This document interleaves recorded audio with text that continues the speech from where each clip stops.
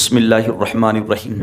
موجودہ حالات جو فلسطین اور اسرائیل کے بنے ہوئے ہیں اور امریکہ جس طرح ساتھ دے رہا ہے، پورا یورپ ساتھ دے رہا ہے، اور مسجد اقصی شریف زاد اللہ شرفہ و قدرہ، ہماری آنکھوں کی ٹھنڈک اقصی شریف، ہمارے نبی اکرم صلی اللہ علیہ وسلم کے معراج پاک جو نبی پاک علیہ الصلوۃ والسلام نے زمین سے آسمانوں کی طرف کیا، اس کا ابتدائی نقطہ جو ہے وہ مسجد شریف ہے۔ وہیں سے نبی اقدس صلی اللہ تعالیٰ علیہ وآلہ وسلم کی سواری چلی تھی۔ وہی مسجد اقصی شریف ہے جس میں 1,00,000 اور جتنے ہزار انبیاء علیہ الصلوۃ والسلام ہیں، وہاں پر آ کر نبی اقدس صلی اللہ علیہ وسلم کے پیچھے انہوں نے نماز ادا کی تھی۔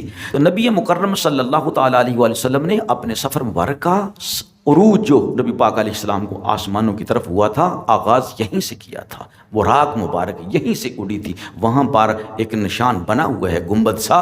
نبی پاک صلی اللہ علیہ وآلہ وسلم کے لیے اور مسلمانوں کے لیے اتنی اہمیت کی حامل ہے یہ مسجد شریف اقصی، بیت القدس، بیت المقدس، کہ نبی اکرم صلی اللہ علیہ وسلم معراج کے سفر سے جب واپس آئے تو آپ آتے ہوئے بھی پہلے وہاں پر آئے اور وہاں سے نبی پاک علیہ السلام کا شریف میں آئے۔ بڑی اہمیت ہے، ہمارا قبلہ اول ہے بیت المقدس شریف، ہمارے دلوں کی دھڑکن جو ہے اس کے ساتھ چلتی ہے۔ لیکن کیا ہے، اس وقت وہن کی بیماری لگ گئی ہے مسلمانوں کو۔ وہن کیا ہے کہ وہ دنیا کے ساتھ، اپنی زندگی کے ساتھ تو پیار کرتے ہیں لیکن موت کے ساتھ ان کو پیار نہیں ہے، وہ شہادت کی موت کو قبول کرنے کے لیے تیار نہیں ہے۔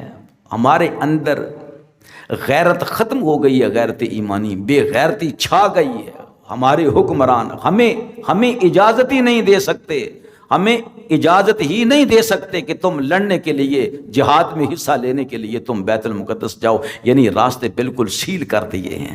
لہٰذا تنہا ہمارے بھائی جو فلسطینی ہیں، وہ خون کی ہولی کھیلی جا رہی ہے ان کے ساتھ۔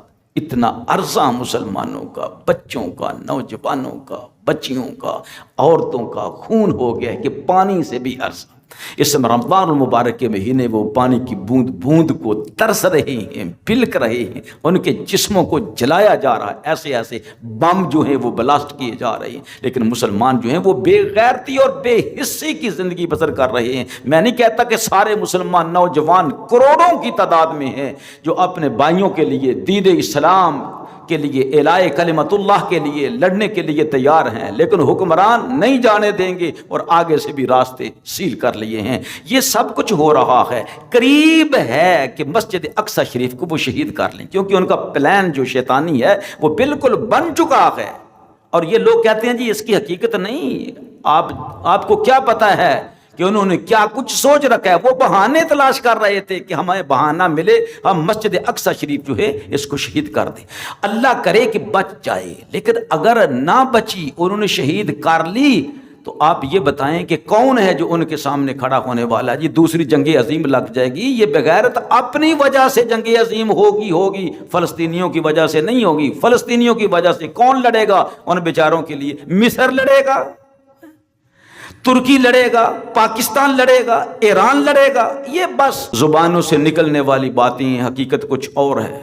وہ بیچارے تنہا لڑ رہے ہیں، ان کے بچے خاندان کے خاندان شہید ہو رہے۔ ہاں، یہ جو سوال مجھ سے پوچھا گیا ہے میرے دوستو، وہ یہ ہے کہ کیا مسجد اقصی شریف شہید کریں تو ان کا مقصد کیا ہے؟ مقصد آپ لوگوں کے سامنے واضح ہے کہ یہ گائیں وغیرہ جو ہے نا ذبح کریں گے، اس کے ساتھ پوری گائے، بیچ اس کا گوبر پیشاب ساری چیز کو جلا کر راکھ کر دیا جائے گا، راکھ کو پانی میں ڈبویا جائے گا، اس کے ساتھ پھر لوگوں کو نلایا جائے گا۔ وہ لوگ جو ہے نا وہ پاک ہو جائیں گے، کیونکہ ان کا عقیدہ ہے اگر کوئی مردے کو، ڈیڈ باڈی کو ہاتھ لگاتا ہے تو وہ پلید ہو جاتا ہے، پھر اس کو جو بھی ہاتھ لگائے گا وہ سارے کے سارے لوگ پلید ہوتے جائیں گے۔ لہٰذا جتنے یہودی ہیں یہ پلید ہیں، ان میں کوئی بھی پاک نہیں ہے۔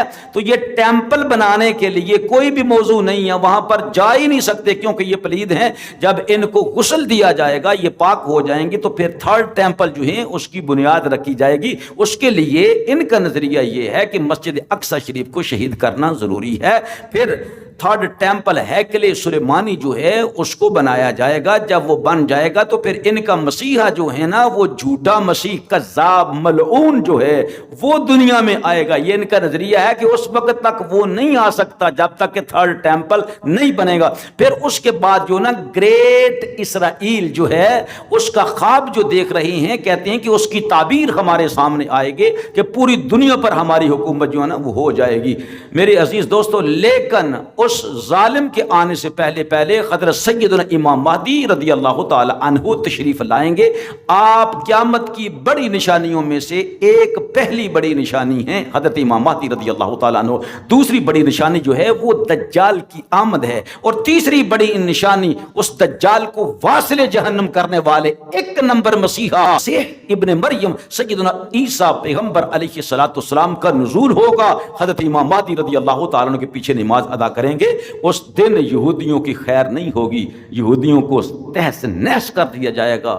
بڑے لاکھوں کی تعداد میں یہودیوں کو واصل جہنم کر دیا جائے گا. اور دجال کمینہ جو ہے جس نے خدائی کا دعویٰ کیا ہوگا, جس کے ارد گرد بہت زیادہ یہودیوں کی فوج ہوگی, اس کو حضرت مسیح پیغمبر علیہ الصلوۃ والسلام اپنے نیزے کے ساتھ جو ہے نا وہ واصل جہنم کریں گے.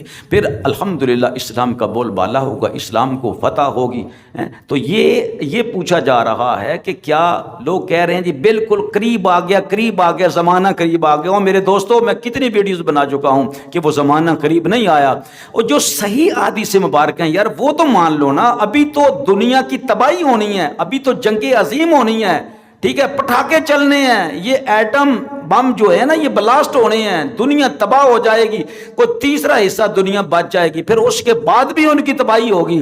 پھر کہیں جا کر حضرت امام مہدی رضی اللہ تعالیٰ عنہ تشریف لائیں گے. کوئی میرے اوپر اعتراض کرتے ہیں جی آپ اس طرح کی باتیں کر رہے ہیں. بھائی میں باتیں نہیں کر رہا, میں آپ لوگوں کے سامنے صحیح احادیث مبارکہ رکھ رہا ہوں. میں احادیث مبارکہ کے ریفرنس دے چکا ہوں, بار دے چکا ہوں. اچھا یہ تو آپ لوگ بتائیں کہ جو سونے کا پہاڑ نکلے گا دریا فرات میں سے, یہ بھی صحیح حدیث میں ہے یا نہیں؟ کتنی احادیث صحیحہ ہیں اس پر کہ نبی پاک علیہ السلام نے ارشاد فرمایا کہ یہ دریا جو ہے, نہر جو ہے, جنت کی نہر, یہ خشک ہو جائے گی, اس میں سے سونے کا پہاڑ نکلے گا, اور 3 لشکر جو ہے نا آپس میں کودیں گے, ایک دوسرے پر لڑیں گے اور قتل عام کریں گے, اور 100 میں سے 99 قتل ہو جائیں گے, اور ایک آدمی بچتا جائے گا. تو میرے دوستو یہ بہت ساری نشانیاں ایسی ہیں جو بتا رہی ہیں کہ ابھی کوئی کہے کہ جی اگلے سال یا اس سے اگلے سال یا 10 سال بعد امام مہدی رضی اللہ تعالیٰ عنہ تشریف لانے والے ہیں. نہیں, اگر کائنات کا نقشہ بدل جائے, اگر بہت زیادہ دنیا تباہ و برباد ہو جائے, تو پھر اس کے بعد دیکھیں اور پھر پتہ چلے گا کہ ابھی امام مہدی رضی اللہ تعالی عنہ کی تشریف آوری میں کتنا عرصہ باقی. اور تشریف آوری سے یہ نہیں ہے کہ امام مہدی رضی اللہ تعالیٰ نے کسی جگہ سے اٹھ کر وہاں پر آ جانا ہے. حضرت امام مہدی رضی اللہ تعالیٰ عنہ مدینہ طیبہ میں پیدا ہوں گے اور مصائب و آلام کو دیکھیں گے. آپ کے خاندان پر کڑے سے کڑا وقت ہوگا. سفیانی ظالم جو ہے وہ بڑے بڑے لوگوں کو اور سید زادوں کو شہید کر چکا ہوگا. پھر حضرت امام مہدی رضی اللہ تعالیٰ عنہ 40 سال کو پہنچیں گے, تو 40 سال کی عمر میں سیدنا امام مہدی رضی اللہ تعالیٰ عنہ کا ظہور ہوگا. اللہ تعالیٰ سے دعا کرتے ہیں کہ اللہ تعالیٰ ہمیں حق بات کہنے کی, حق پر ڈٹے رہنے کی توفیق نصیب فرمائے. یہ سوچے جو اڑے ہوئے ہیں, یہ جھوٹ کو اتنا ایسے بیان کیا جا رہا ہے کہ لوگ کہیں کہ جی سچ یہی ہے, اور جو سچی بات کہہ رہا ہے اسے کہیں گے جی یہ جھوٹ بول رہا ہے, یہ کہاں سے حدیثیں لے کے آ گیا. بھائی کہاں سے حدیث لے کے آنی ہے؟ وہ کتب حدیث کے میں حوالے دے رہا ہوں, وہاں پر جا کر آپ تلاش کریں, انشاءاللہ تعالیٰ مل جائے گا.